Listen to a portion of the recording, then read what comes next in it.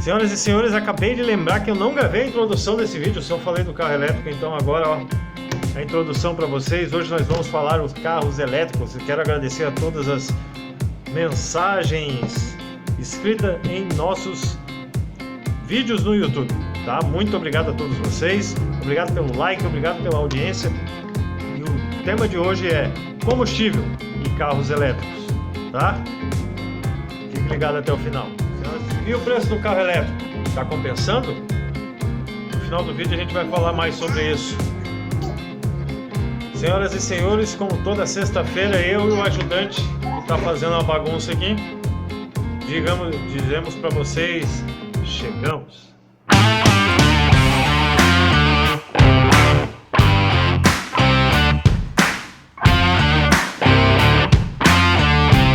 Bom, senhoras e senhores, falando agora sobre a gasolina, tá? A gasolina tem um acumulado deste ano até agora um aumento de 27,51%, enquanto o diesel também está numa alta de 25,78%.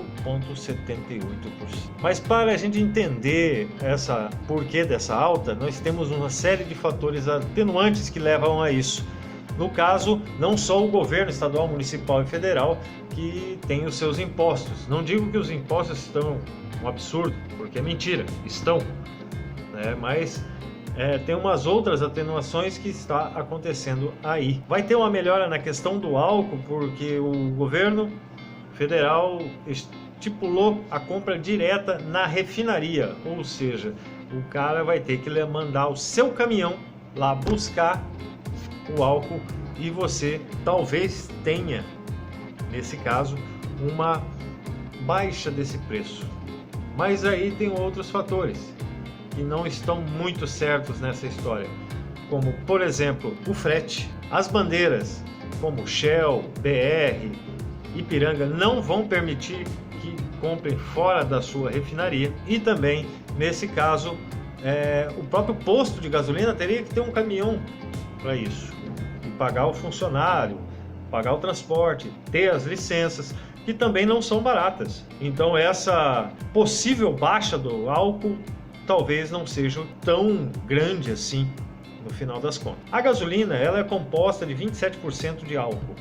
O ideal para os carros brasileiros que são usados hoje seriam 20%, tá? Em outros países são 10% do álcool. Mas por que tem o álcool na gasolina e não pode se vender simplesmente a gasolina pura? Por um motivo. A octanagem da gasolina, ela precisa de explosão. A gasolina tem uma baixa octanagem e o álcool é necessário para aumentar essa explosão. O que acontece? Quando o álcool é injetado, quando o combustível, perdão, é injetado dentro da câmara do pistão e junto com a faísca da vela ocasiona a explosão, o álcool tem essa função de aumentar isso. Tá? E porque a gasolina não tem octanagem, que a gente fala que é a explosão suficiente para movimentar o motor. Então, neste caso, é necessário o álcool para a composição da gasolina. O diesel já funciona diferente, então não tem necessidade, mas tem um acréscimo do biodiesel, que também para aumentar um pouquinho da octanagem. Mas da mesma forma que o álcool, ele usa isso para dar até uns cavalinhos de força, vamos falar assim, no motor. A composição desses preços vai muito além da composição do governo. Eu vou colocar aqui para vocês entenderem um pouquinho mais uma ilustração de como que é feito o valor em porcentagem da gasolina e do diesel, quanto cada um ganha, tá? Então vamos lá. Gasolina, 33,6%, Petrobras. ICMS, 27,6%. Etanol, 16,9%. CID, PIS, PASEP, COFINS, 11,5%. Distribuição e revenda, 10,4%. O diesel, 52,4% da Petrobras. ICMS, 15,9%. Biodiesel, 11,2%. Impostos, CID, PIS, PASEP, COFINS, 6,9%, distribuição e revenda, 13,4%. Essa composição ela é feita dos valores a cada litro de gasolina. Essa fonte foi dita pela própria Petrobras. Voltando à história do álcool, nós temos uma questão muito interessante que o governo autorizou a compra da própria revenda. da compra da própria refinaria. Mas para isso, cada posto de gasolina teria que ter o seu próprio caminhão. E outra coisa, grandes empresas como Shell, Ipiranga, BR, entre outras, não vão permitir que quem tem contrato com eles compre diretamente da refinaria. Então fica muito mais fácil para os postos de bandeira branca que nós falamos comprar esses combustíveis. Mas aí tem a questão também que eles têm que ter o caminhão, todas as licenças necessárias, um motorista e o transporte de ir e vir. Tudo isso pesa. Nas questões da refinaria, nessa questão do álcool, se as empresas já avisaram que não vão deixar colocar bombas de bandeira branca, independentes das bombas que são registradas nessas bandeiras, eles não vão permitir que coloquem essas bombas. Há muita nebulosidade nessa história. E quem paga todo esse pato ainda continua sendo os próprios consumidores, que somos nós. Agora vem a grande questão, por que a gasolina sobe tanto? A gasolina é vendida a barril de petróleo. O barril de petróleo hoje, de julho de 2021, está custando R$ 74,39, dólares. E como o combustível é atrelado ao dólar, funciona da seguinte forma: se sobe o barril, sobe o combustível. Se o dólar sobe, sobe o combustível. Eles estão interligados como uma corrente. Com a desvalorização do real e a valorização do dólar, isso acarreta em aumento, não só da gasolina, de vários produtos como farinha de trigo, entre outros produtos aí. Então, eu vou tentar explicar de uma forma simples. Você vai comprar um pacote de arroz no seu supermercado, arroz do Tio Zé. Se tem uma grande demanda dentro do mercado do arroz do Tio Zé, o preço vai ser mais baixo. Se você tem uma grande demanda de compra desse arroz, o preço vai subir, porque eles não vão dar conta de abastecer todo mundo. É mais ou menos isso aí. Então, e outros fatores entram nessa história. Se subir o diesel, sobe o transporte. O transporte, se subir o salário, que é o motorista, e aí sobe também o valor. Se subir os pneus, sobe o valor. Enfim, é uma corrente que tem que ser pensada. Não dá para culpar só o governo. Vamos baixar o diesel. Baixou o diesel? Então vai baixar o preço dos transportes também, de combustível? Não vão baixar. Todos esses fatores são uma enorme corrente para se arrumar o porquê desse aumento de combustível inesperado. 27% em um ano é muita coisa. O Brasil não tem condições. Não existe bolso de brasileiro que dê conta disso.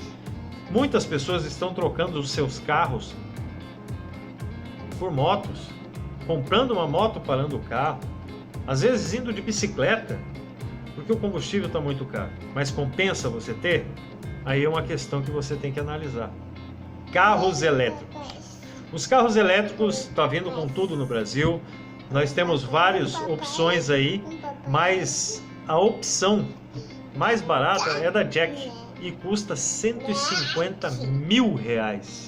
Uma coisa totalmente fora dos padrões brasileiros, porque o Brasil não tem condições de logística, porque tem que reabastecê-lo, não tem condições monetárias, eu falo do povo, para comprar carros elétricos, porque R$150 mil cá entre nós tem que ter vamos dizer, um custo, uma bufunfa, um dinheiro ali na carteira para você comprar.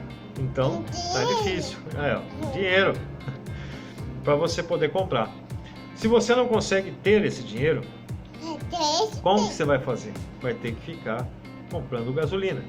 Na Mobiauto, numa reportagem que li esta semana, falando sobre os grandes empresários, as pessoas que têm condições de ter um carro elétrico, sobre o comparativo entre o elétrico e o carro a combustão. Como eles disseram, e todo mundo já sabe, o custo do carro elétrico é muito mais barato.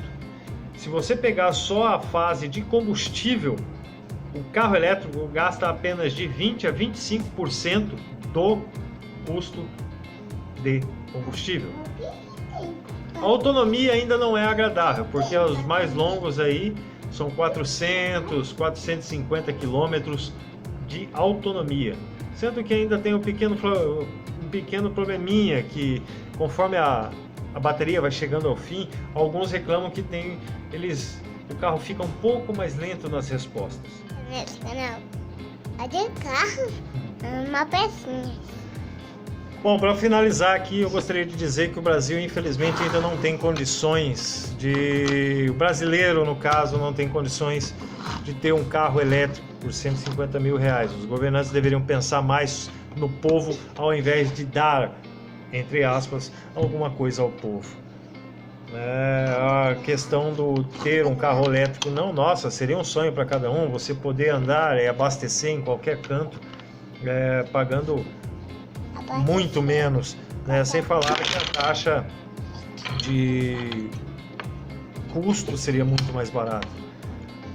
Então, vindo desse parâmetro aí, eu gostaria de dizer a todos vocês, curta, compartilha, deixa aquele joinha, se inscreva no canal para não perder mais nada sobre o Focus e sobre o Corcel, que tá vindo coisa boa e não queira perder.